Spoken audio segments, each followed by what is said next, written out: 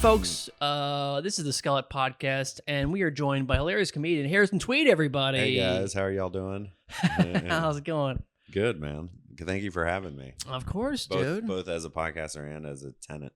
Oh, yeah. Yeah. Well, honestly, it's you probably have the best hair of any of our guests thus far. Really? That's a big honor. So you had Jamie Wolf, right? No, we did not have Jamie Wolf. Oh, okay. Then yeah. But when he comes, he'll surpass me. Really? So you see Jamie Wolf as having better hair than you? Well, he's blonde. That's interesting. Doesn't that win? You think of blonde the white wins? hair hierarchy? I personally don't like it as much, but I think wow. universally speaking, I think people really like blonde guys because they're less. You don't see as many of them at our age. That is true. Yeah. I don't know. There was a real backlash to blonde men. I remember on the internet at one point. Wait, really? Yeah, it was just sort of like this thing of like blonde, grow up. Yeah. You know what I mean? Well, I remember there was did you ever watch that show Weeds?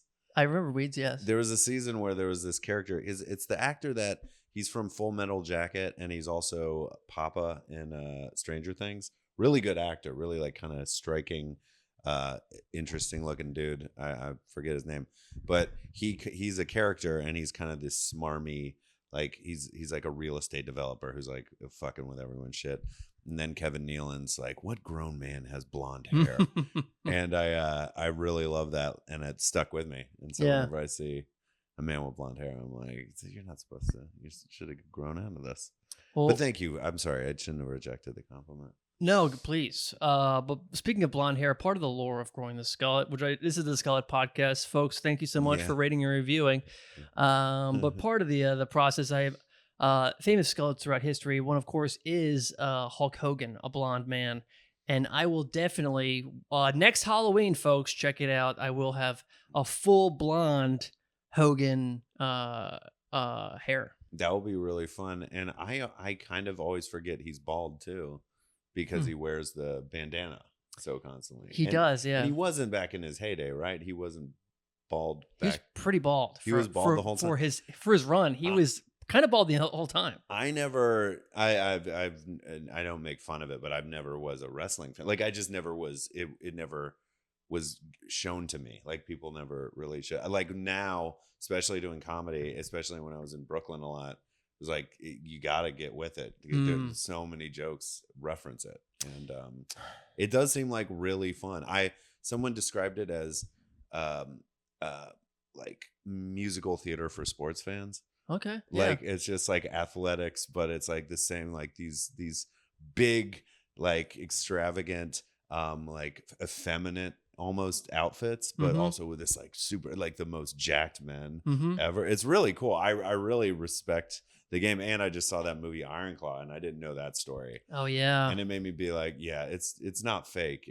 There's some, it's darker than real. The only fake thing about Iron Claw was Zac Efron's face. What happened to that guy? I know, man. He was so pretty. I know. I don't get it. But he's got a Mickey Rourke trajectory going now. But I think Mickey Rourke had an accident that made him get. That's what they say, according to Zac Efron too. But I've heard conflicting reports on the TikToks that sounded fake. Yeah. Yeah. But also, like, I mean, John Mulaney's got a new chin too, so maybe that's the. Does he? Have you seen him lately? He looks very strange. Whoa! You heard it here first, folks. He looks very odd. I always find it like super antithetical to comedy that comedians, when they get plastic surgery done, because it seems like something. Maybe not when they're like. Because I've met like multiple women that their like parents basically like made them get a nose job. Oh yeah, like really wealthy families, and they were just like embarrassed of their noses. But like getting getting a lot of facelifts, I'm like, aren't we supposed to be like everybody? And I like Joan Rivers because she talked about it constantly, like, right. And she had like she roasted herself for the way she looked before and after. And I feel like if you're going to be self-aware about it, that's one thing. But sometimes it just seems like I'm just supposed to pretend that you don't have a completely new face. Well, I think Soder talked about getting like a hair transplant on his latest special too. He has one? Mm-hmm. See, and but I guess that I didn't notice. I just thought he had great hair. Listen, I notice it everything. Yeah, Okay, yeah, I yeah. see everyone starting to fall back, and I'm like, you're joining, and then they go. You know, It's like coming from money in comedy too. Like if I didn't notice oh, you came from money, then I guess you yeah, didn't. yeah, you're right. You know what I mean? Yeah, for sure. Yeah. Like some people, they carry themselves like, oh, you were middle class, and Mm-hmm. then you find out like their parents owned like, Cuisinart or something. Yeah, And then yeah. you're like, whoa, I didn't even expect that. You're so disheveled. It's like the unusual suspects. It's like all the signs were there. Right, right, Yeah, right. Do that's one of those movies where like I know the ending, but I've never seen it. yeah. Mm-hmm. It's a good, is it worth, okay, I learned the Sixth Sense ending before I saw it. Still, the first time I saw it, amazing. And that's one of those movies I used to watch it like as a horror movie. That movie is a beautiful, sad movie about a single mother raising a child. It's more sad than it is scary. Yeah, as an adult. Have you seen it recently? I maybe like 10 years ago. You should watch it again, and just like Toni Collette is just like the human experience, Yeah. as expressive as it can possibly be shown. Yeah. It's so good. I love that movie. It makes me sad that M. Night Shyamalan kind of like fell off. Did you see Old, or do you see Old? I didn't see Old, but I was like, getting bad reviews situation. So I was like, It's a great airplane movie. it is a good airplane movie. Highly recommend. It's so watchable. Yeah. I loved it. I Yeah, loved okay. it. I mean, it just here's this premise. See what you can do with it, and Right, it right. just kind of keeps escalating and escalating. The ending's kind of silly, but I'm just on board for Right. just watch. It's like you have a kid, and then suddenly it's like he's 13. Yeah. Oh no, they went away and then they're coming back, and they're like now she's having a baby. Oh my God. It was cool. I like that movie a lot. Okay, I'll watch it. And I love that kid from Hereditary and Pig. Bro, incredible actor. What's that guy's? No one knows that I guy's don't name. know, but he's great. Every time I've seen him, he's been great. Yeah, I would watch that. I recently, I guess we're doing a lot of M. Night Shyamalan stuff, but your shoes are really great. Thank you. I They just say got ho-ho. these. These are fresh out of the bag, folks. Wow. By the time this episode comes out, it probably will be Thanksgiving week, so I'm ready. I'm wearing green. I'm wearing red. That is such a great way. What's the brand? I don't know. I got it from the TikTok shop, folks. I'm fully TikTok pilled, and last episode, Brendan was talking about the things that people do. There's a whole economy based on dopamine and stuff. I'm feeling bad. I need to buy something, or he mentioned several other things, but I didn't want to mention that I have some dopamine hits coming my way. Those look great, and they also, for like not knowing the brand, they look really supportive. Which, as we age, how old are you? 36. 36. I'm 34. I'll be 35 in February. I buy shoes for like arch support. Yeah. And I've because we both worked in pet care before. I still walk dogs during the day. So I'm used to am I good on the mic? I believe so. Yeah. Okay, cool. I am always thinking about how my Achilles is going to feel if I walk around with it, even if I'm just standing on stage for an hour. Like, you could come off it and just like have like a real tightness. So when I see something like that, I'm like, oh, it's fun, and also looks like you could like walk 10 miles. No biggie. Yeah, no. I mean, the amount of soreness that Chuck Taylors have given me over the years. I mean, fuck that guy. You I know, right? Yeah. I seriously, what are we thinking? I mean, they look great. I think they look great, but Me man, too. oh man, I can't walk a mile or two without feeling that for the next couple of days. Yeah, them and Vans are both Yeah. like, they're just so flat. I don't know who I guess it's for, those are, well, not Chucks, but Vans are for boarding, right? They're skateboard shoes.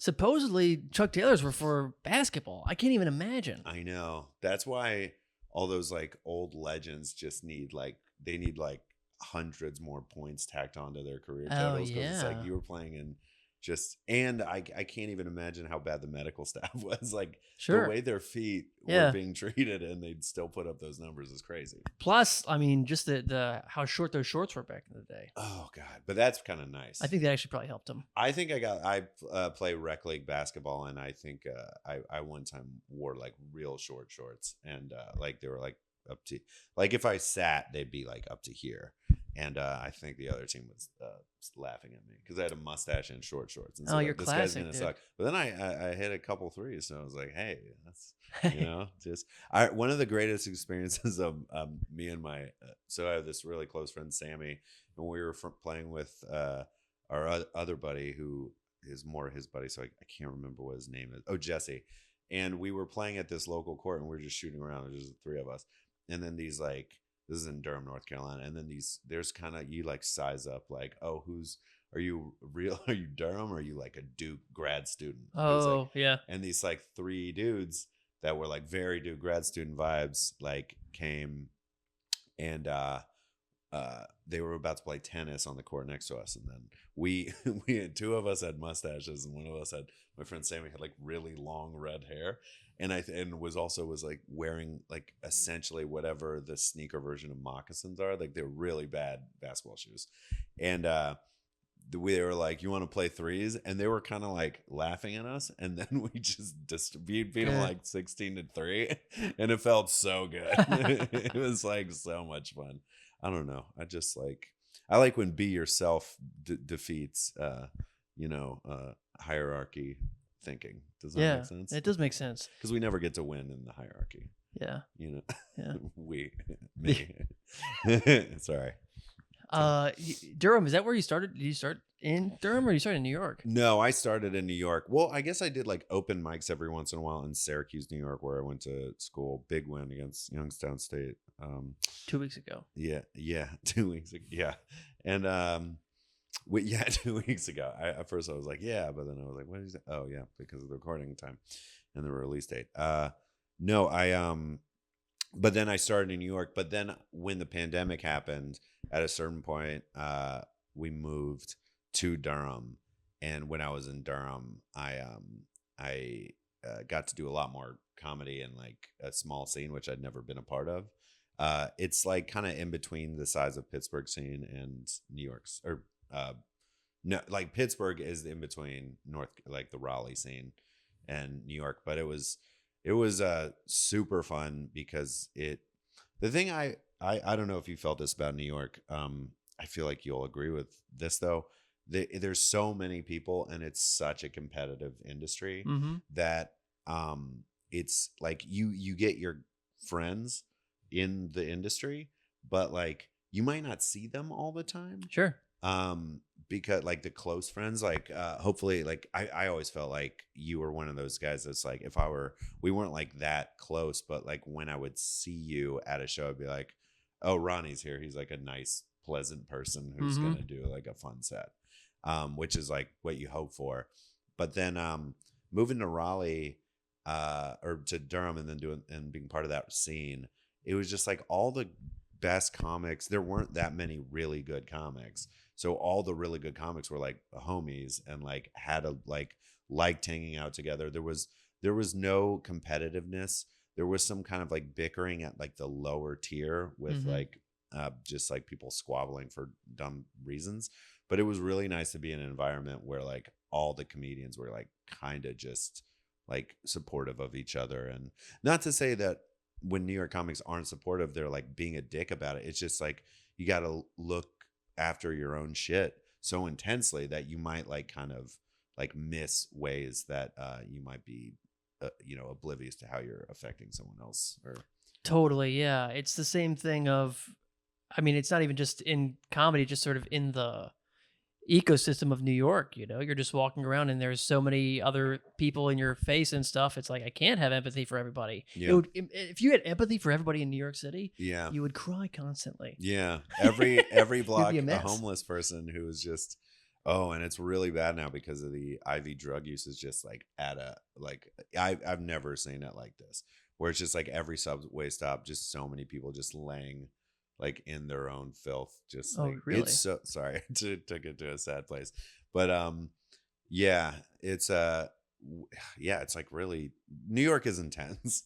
It's really intense, but then there's also like the coolest thing you'll ever see. It'll be like a community based activity happening with even like whether it's like an organized event or like just like spontaneous like adorable children doing some funny thing at like a local park. Like there's always something going on in New York that kind of like brings you back. But did you ever feel like in New York that something horrible, you'd witness something horrible or something bad would happen to you, and then you'd forget it happened by the time you got home? Constantly, for sure. I don't think that happens everywhere. No, I mean, it's like you're constantly just deleting RAM or whatever, right? Yeah. You're just like, boom, boom. I don't have time for this. I can't even I mean, Yeah. my example is always just like there was a guy jerking off the subway, and like we all had to Yeah. move, right? Yeah. And then I just completely forgot about it by lunchtime. Right. I'm like, oh yeah, I saw a guy's dick today, and Yeah, like yeah. everybody was like screaming. Yeah. You know what I mean? But it was just sort of like, yeah, this is just a thing that happened. Yeah. And I wonder, that can't be good for us. No, I think so. I've been living in Pittsburgh for almost 3 years now, and you were in New York. So you started in New York, then you moved to Durham. Now you're back in New York. Yeah, back in New York. But I think that I have memory problems now because I have so many just things just shoved down or whatever. Yeah, it's like Click.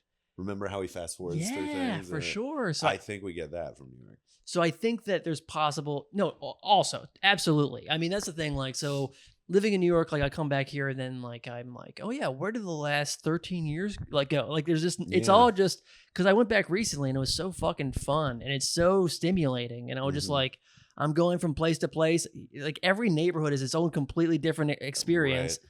And I'm going through traffic. It's like, it's super exciting, you know? And I'm like, I'm eating pizza, I'm drinking, I'm seeing somebody I've known.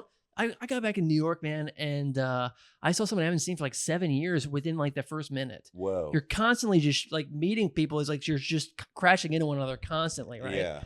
And it's just like dopamine, boom, boom, boom. It's so much fun. Yeah. But then you look back and be like, what happened? I don't even, did I do anything? Yeah. You know what I mean? No, that's totally true.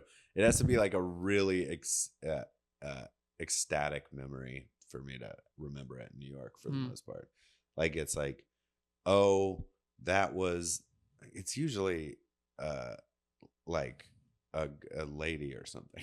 It's like, I remember her, she was the best, like that kind of thing. Because New York is, yeah, you're right. I just don't really, and I try to think of like, I feel like the bridge is burning behind me all the time. Yeah. Like my memories of childhood are really, like I kind of remember like the vibe of certain things, but I don't remember certain things. Like, and it's so great when someone does have a good memory and then reminds you of all these great things. That is nice, yeah, for sure. So nice. My my partner my fiance is really good. She remembers everything from the first like 2 years we were together, and like I remember a lot of it, but like she's like really like on it, and so it's really nice. But then it also makes me feel like a piece of shit. Like, why don't I remember this as well as her? Yeah, I know exactly what you mean. Yeah, I think yeah, but I love New York. It's fun. But you know what I realized, and like it's nice to be in Pittsburgh this weekend.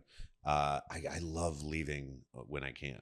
I like, and I never had a car in New York. Like when we knew each other back when we worked for the same dog walking company. I didn't have a car, and finding out the freedom of having a car. And then we also live in Washington Heights, which is like, it's just George Washington Bridge is right there. So if we want to like immediately dip and go to like, we go to like Beacon, New York, or like go to just like a place in Jersey to hang out, or like a beach or something, just feels like having that freedom is so important. Because you can get, especially if you're just grinding in New York, like, I don't know, it's like day job, come home, hang out, maybe make dinner, or have dinner made, and then like go out and do a show. It's just like, and then the apartments are so small. It's just like it's a lot, and it does seem like survival is in the back of your mind in New York in every activity almost. Even like going to a restaurant, like we got to get that table, you know. Yeah.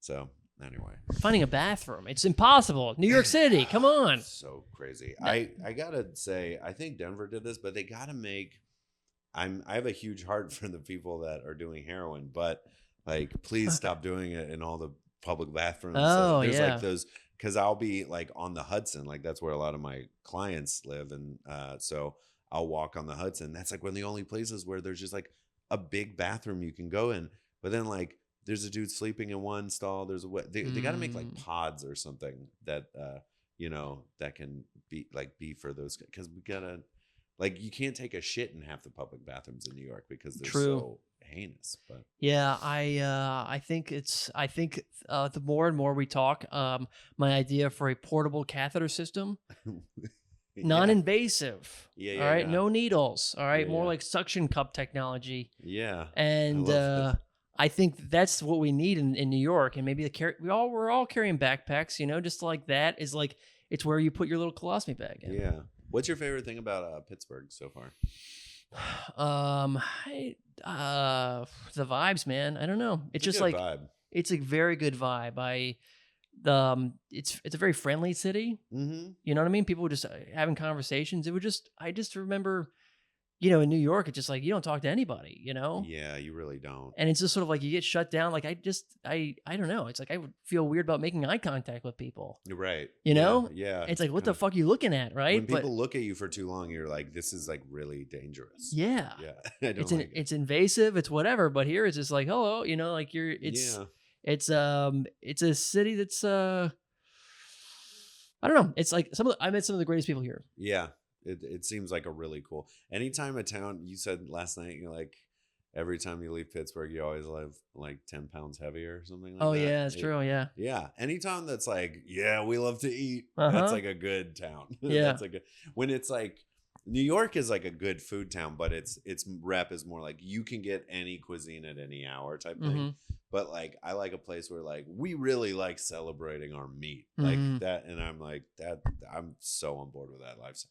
Also, I like a town that's like artsy yet super like sports crazy. Like I loved walking around when I was out earlier, and there was like Pittsburgh is playing Clemson today or played them today. And like just seeing everyone in their pit shit, and I'm like, I love this vibe. So it's like a college town and a pro town. For sure. I grew up in New York is a pro town. They don't give a fuck about St. John's or anything. And but when I was in North Carolina, Durham is where Duke is, and then Chapel Hill next door is where UNC is. So it's like this like crazy college basketball mecca. But like the Hornets are in Charlotte, but like no one really, everyone was like embarrassed of them. Like it's nice to be in a town where like every sport is repped super, super hard. Right. Yeah. I just think like sports is like, I feel like I never know how to combat people that don't like sports when they're like, it's not like you're doing it. It's like, all that shit. Sure. And it's like, it's just a game. And it's like, yeah, but like it brings people together in such a nice way. Yeah. Like there are asshole sports fans, but those people are like outliers. I feel like it's mostly really fun. Plus, I mean, how are you supposed to talk to older men? You know what I mean? Like, what are you supposed to do? You have this one thing we can actually agree on technique and stuff. There's like fundamentals to a thing that everyone, it's like, not only do we agree on, it's the truth, right? Right. And it's like, this is how you play the game. This is what you do. And it's like, what are we actually talking about? All right. We're actually connecting with one another, right? We're talking about life, people. It's so fun. We went to a Syracuse game last year, and it was like we were like sitting next to this like old couple. They're probably in their 50s or 60s, and they just like, it was just so nice because I was like, I bet if we talked about politics or something right now, we would have vastly different views. But this is just so nice to just like high five this older guy watching a game together. It's the best thing. Harrison, he headlined the Don't Tell last night. He's doing it again tonight. Yeah. He had a great set, man. Really Thanks, fun, man. Really fun stuff. Like newer stuff that you're doing. I was like, it's fucking hitting, man. Thanks, buddy. And I told you this earlier, but we had I was telling someone, one of the comics here asked like who was on the show this weekend, and I said it was Harrison Tweed. He's like, does he have a podcast? Like your podcast that has been I don't know, like you guys have been on break for a little bit. Yeah, since COVID. Since COVID. Yeah, I can't say too much about it, but we're working on bringing it back, and hopefully we'll have that in 2025. But no promises. I mean, I think it's gonna happen, but I just feel weird saying it.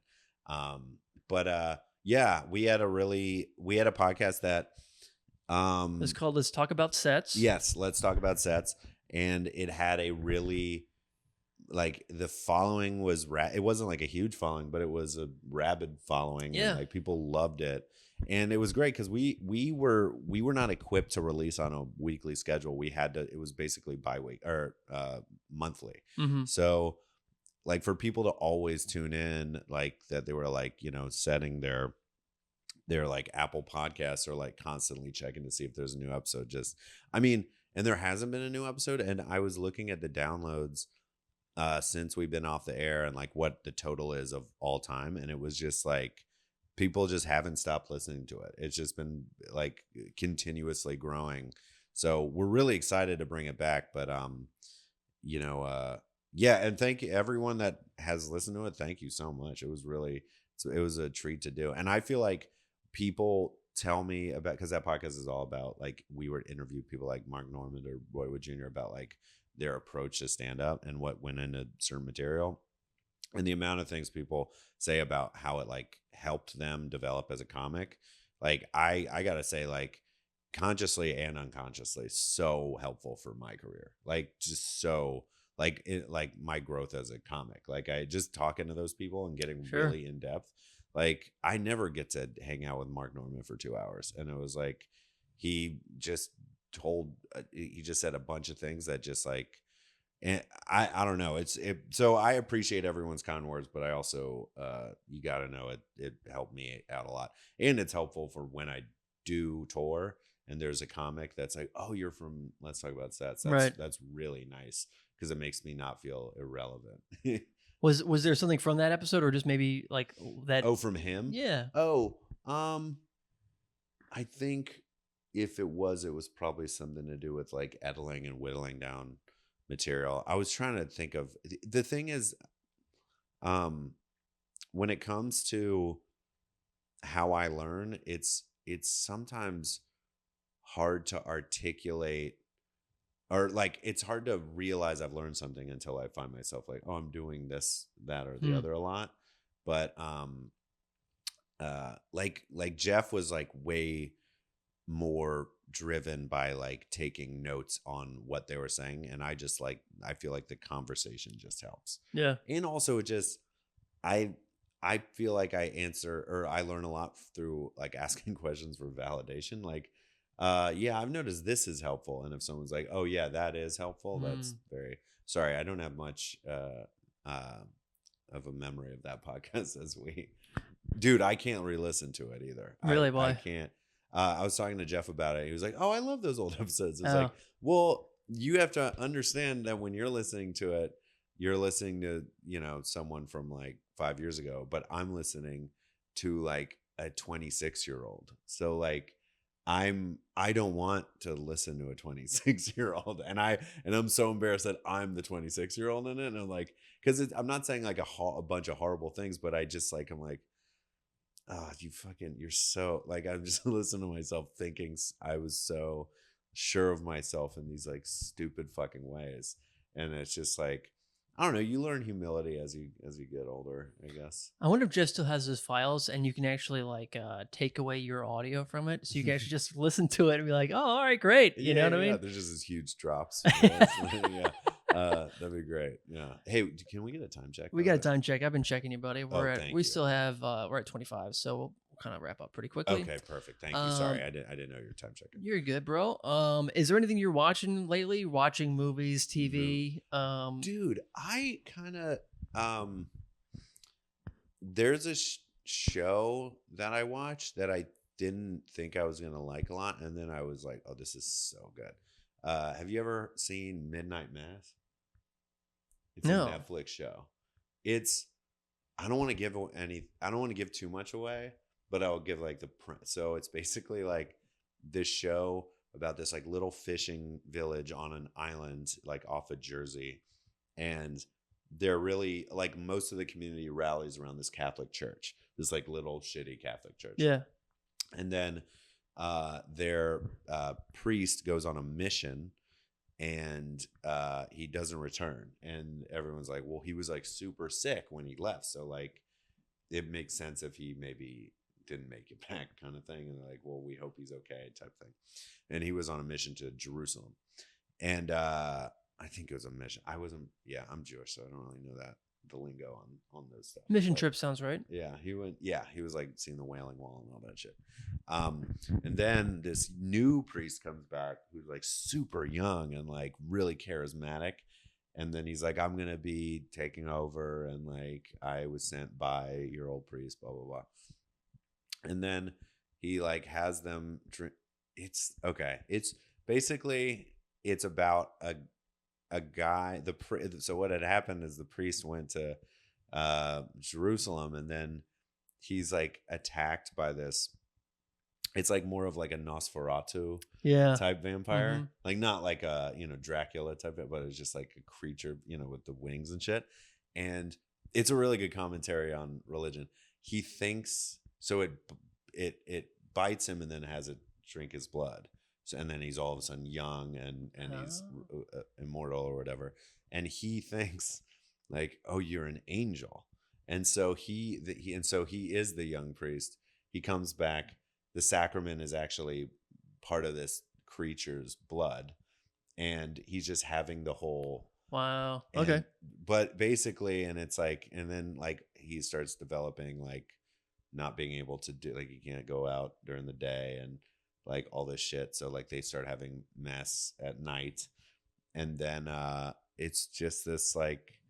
It sounds so silly, but it was so shockingly good. All right. I would highly recommend it. It was like the same guy that made like he's like a prolific writer and director. He made that, and then he made like Haunting at Hill House and like The Fall of Usher and all these shows on Netflix. And they're all really good, or they're all good or solid.